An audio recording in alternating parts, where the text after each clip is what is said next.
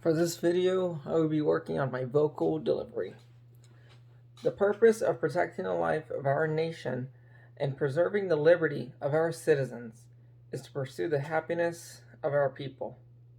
Our success in that pursuit is the test of our success as a nation. For a century, we labored to settle and to subdue a continent. For half a century, we called upon unbounded invention and untiring industry to create an order of plenty for all of our people.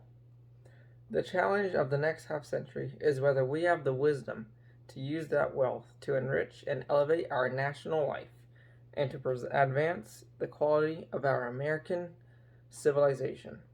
Your imagination, your initiative, and your indignation will determine whether we build a society where progress is a servant of our needs, or a society where old values and new visions are buried under unbridled growth. For in your time, we have the opportunity to not only move toward the rich society and the powerful society, but upward to the great society. The great society rests on abundance and liberty for all. It depends on an end to poverty and racial injustice, to which we are totally committed in our time. But that is just the beginning. Right now, I want to talk to you today about 3 places where we begin to build the great society. In our societies, cities, in our countryside. Many of you will live to see the day, perhaps 50 years from now, when there will be 400 million Americans, 4/5 of them in urban areas. In the remainder of this century, urban population will double, city land will double, and we will have to build homes, highways, and facilities equal to all those built since this country was first settled. So in the next 40 years, we must rebuild the entire urban United States. A second place where we begin to build the great society is in our countryside.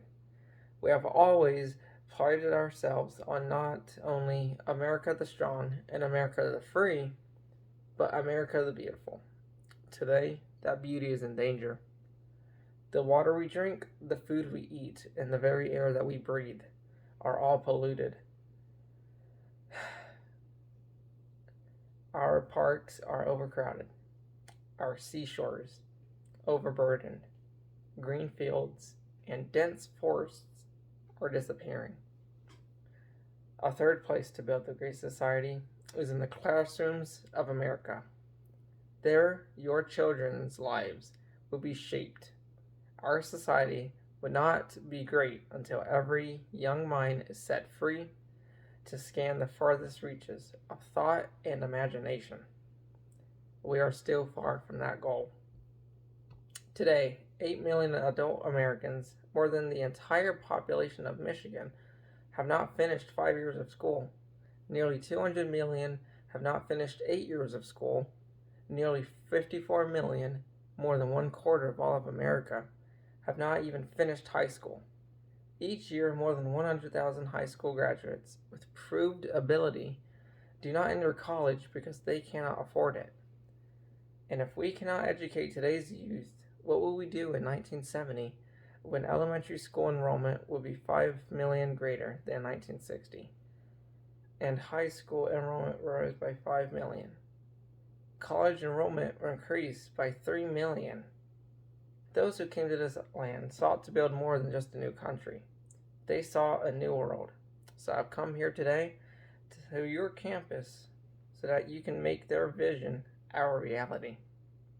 So let us from this moment begin our work so that in the future men will look back and say, it was then, after a long and weary way, that man turned the exploits of his genius to the full enrichment of his life. Thank you and goodbye.